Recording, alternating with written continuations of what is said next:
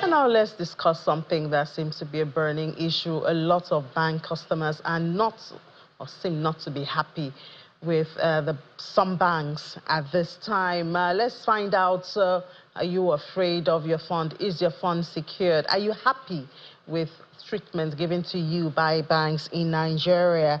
And we have the national president of the Association of Senior Staff of Banks, Insurance and Financial Institutions, right here in the studio, Mr. Olusoji Oluwole. Mr. Oluwole, good morning and welcome to the program. Good morning, Nene. Thank you for having me.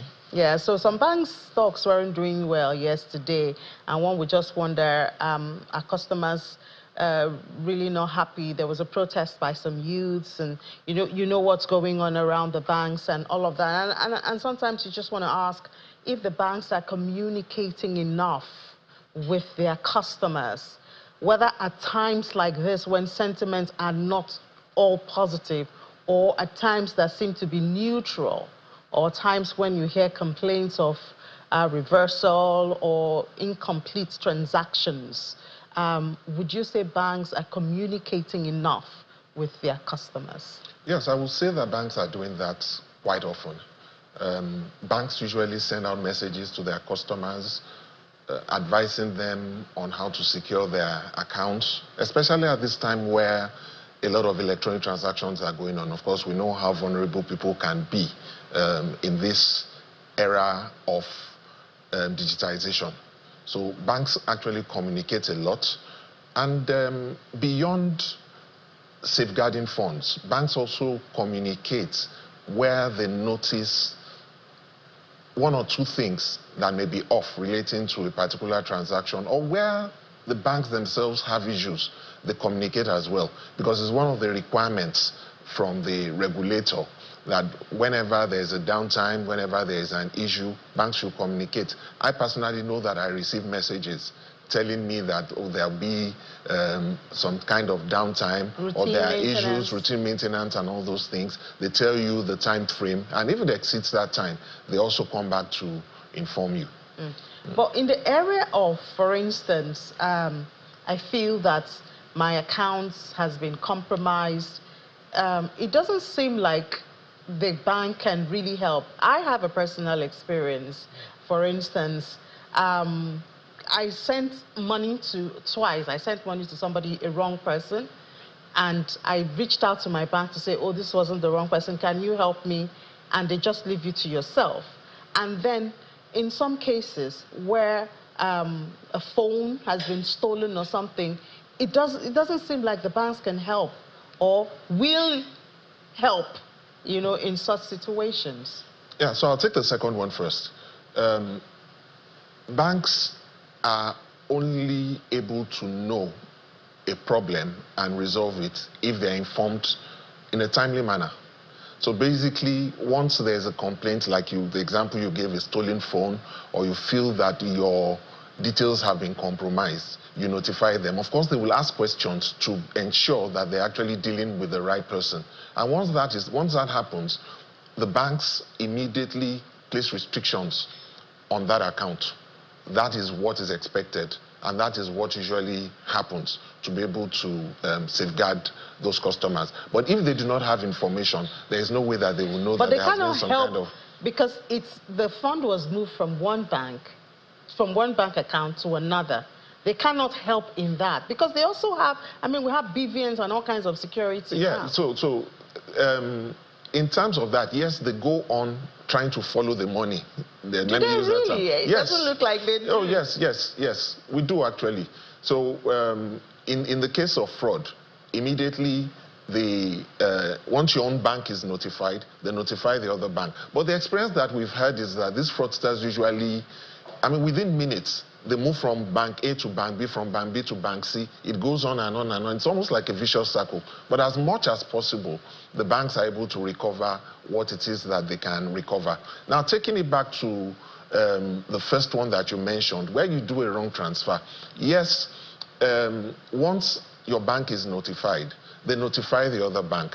But then there are also processes to it, because it is your word against the other customer's word. You have transferred money. Yes, you may have transferred wrongly.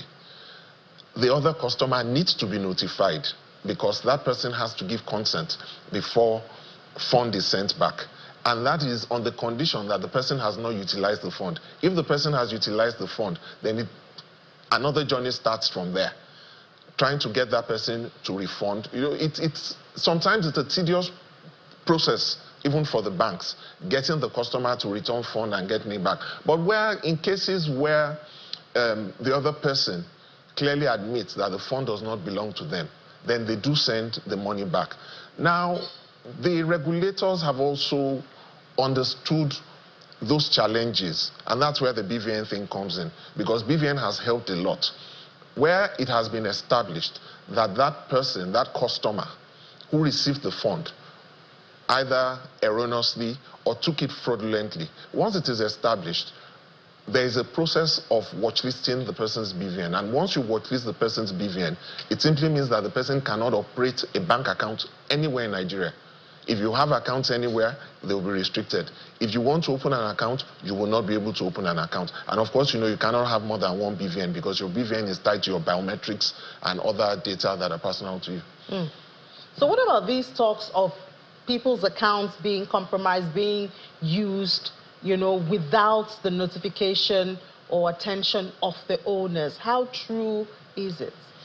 Yes, it does happen. The question is, how did they happen? And, you know, I spoke earlier on about this era of digitization. We find out that a lot of people actually get compromised without them knowing. Some out of ignorance, some out of greed. The system has put in minimum requirements for security. So the three basic ones are who you are, what you know, and what you have. So who you are is your name. Basically, the username. It could be your full name, it could be your account number. Anybody can know that. The second is what you know. It's your password. Nobody else knows it. You're not supposed to share it. The third is what you have, which is like a one-time password or a PIN that comes from a device that is held by you and no other person. Right. But what we have found is that a lot of people, like I said, out of ignorance, probably, you know, you go to social media, you see something is being sold at a ridiculously cheap price and all that, and then you go on, you click on the link, and it keeps asking you for your card number, asks you for this, asks you for that. In the process of putting in that information, you feel you are doing a genuine transaction, but what you're actually doing is that you are pushing your information to a third party at the back end, who is simply taking it. And while you think you are doing that transaction, they're actually moving your funds out of there. Again, I spoke about greed. There are people who are told that they have won a lottery somewhere. And this is something that has happened over the decades. It's not something new. I've had that experience of somebody calling that we were delaying him from getting a cash prize that had been given to him by a certain telco. And my immediate question to him was, do you use that line? Because I saw the line he used to call me. It definitely was not that telco. He said, no, he doesn't have the line. I said, so why would that company give you money that you didn't work for? Well, he found it difficult to understand that bit of it. And immediately, actually went back and said, the card should be blacklisted. Because if that card is not blacklisted and something happens, that customer comes back to the bank and says that we took his money. So we continue to educate customers on securing themselves, on knowing genuine sites, on being careful when they are invited by people that they do not know to give information.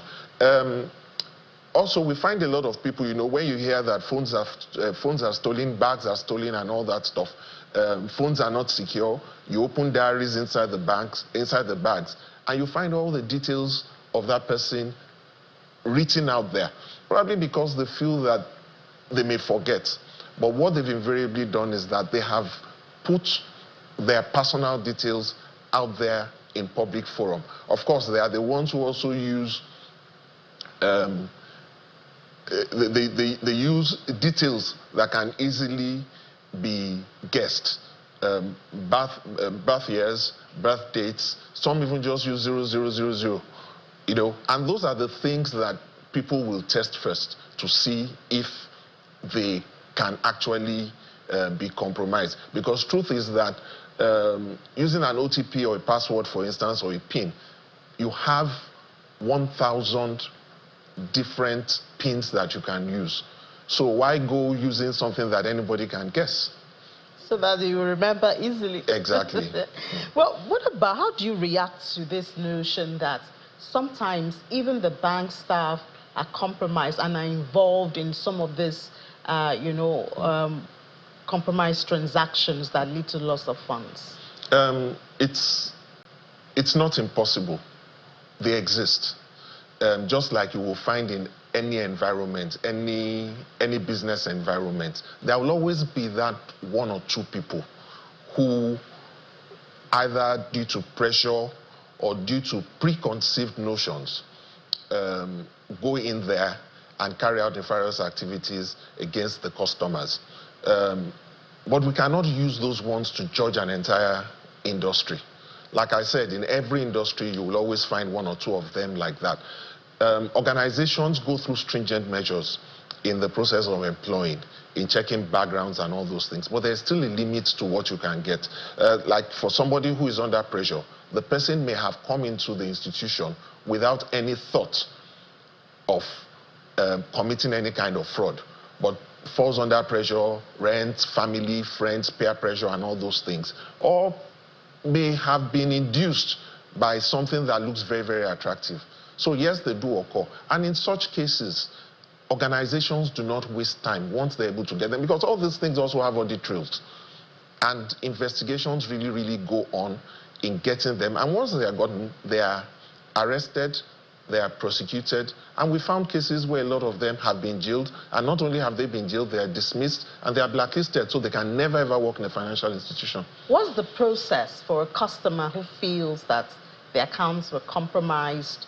Maybe it's through no fault of theirs. What's the process to... Well, every institution is expected to have a customer care line, a customer care center that runs 24 hours a day, every day of the year.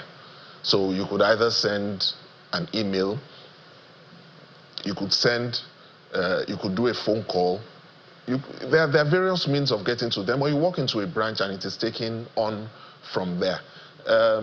There's also the CBN route. I know there was a yeah. So you need to exhaust the bank side, and where you feel that you have not gotten the kind of response that you require, or where there has not been any response within a particular number of days, then you can now take it to the CBN Consumer Protection Unit. So you talked about the purchasing online. That's becoming really common now. What are some of the tips you could give, to look out for, to protect your card, your fund, when purchasing online? Yeah, the first really is that outside the very common ones that we know, the common sites that we usually shop in and we already have saved, if you are being introduced... But sometimes those sites could be cloned. Yeah. So you also have to... Yeah, that's why I said that you already have saved. So you know that you've shopped there, and you are just going there to what you have saved. The first is to check on the top of where you type in the address, the URL, is to see that at the point of payment, the site is secured. So when we talk about security, at the beginning, a lot of times what you will just see is HTTP. Seeing HTTP is not a secure site, but where you find HTTPS, and usually beside it, you are going to find the image of a locked padlock beside it. Once that padlock is open, it simply means that that site is not secure. The second is that if you have received an invitation by mail, one of the things to do is to click on the name of the sender of that name to see that there is no other name embedded behind it. So I'll give an example. Someone received an email, supposedly, from a particular bank, right? Telling the person that, oh, we know that you have applied for this. To complete it, click on this. And the person went on and clicked. And everything that a bank will normally ask for was there. So the person continued to fill. Then he got to the point of asking for card number. He put in his card number. And then the next thing was card expiry date. And that was when the person went cautious and then went back there and clicked on the name on the sender. At that time, it was showing the name of the bank, and clicked on it and found another name behind it. Because today, if you set up an email address, you could set it in such a way that the sender's name could be a nickname, it could be a pseudonym, it could be anything rather than your name. But behind it, the original owner of that account will show. And that was how that person found out that it was actually being defrauded. Now, what had happened was that those fraudsters would have sent out multiple of those mails, knowing that at least one or two people would actually have requested for that service, and they would have fallen victim to that. But a lot of people do not know, and that's why banks keep on sending messages that we will never ask you for your personal details. We will never ask you to send this. All we will ask you is what your problem is. Worst case scenario, probably your account number, which will not be asked in public space anyway. But that is the worst they will ask, because after that, they will be able to get every other information that is required. All right, so I guess we have to stay cautious and keep giving all of this information. But just before we let you go, at a time like this, when it does seem like sentiments are not so positive concerning the banks, what should the banks be doing to appease to customers, to win back the love and all of, because I hear some people are actually, from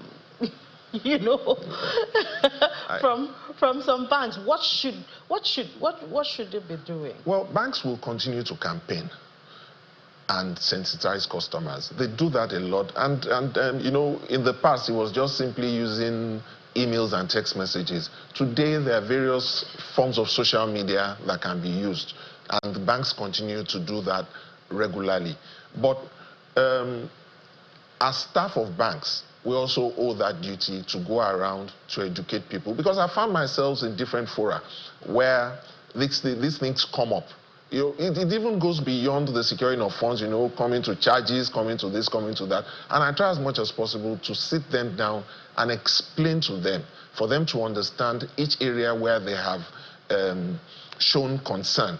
Because what we find a lot of times, the social media trial that goes on without clear understanding. But the second aspect of it is that we also appeal to our customers who understand these processes to educate those who do not really understand, because it's not just the fight for the institutions themselves. We need to also fight and secure ourselves. Because like I always tell people, fraudsters have their training school.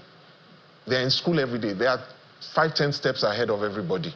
Because the moment you start, they are also thinking. Because what you are going to find is that a lot of people who walk around them are also techie people. They are developers. So they understand the entire process. They've gone to school, they've learned this thing. The only difference is that they've decided to use it the wrong way. All right, Mr. Olusoji Oluwole, National President of Association of Senior Staff of Banks, Insurance and Financial Institutions. Thank you so much for your time. Thank you very much, Jenny. All right, let's take a break now. When we come back, we'll head to the commodity space to stay with us.